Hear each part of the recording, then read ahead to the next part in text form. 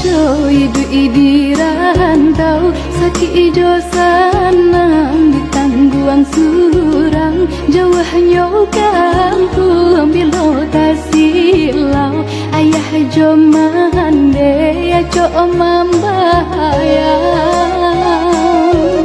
padahnya hidup jadi pamenan antah apabila nasib berubah eloklah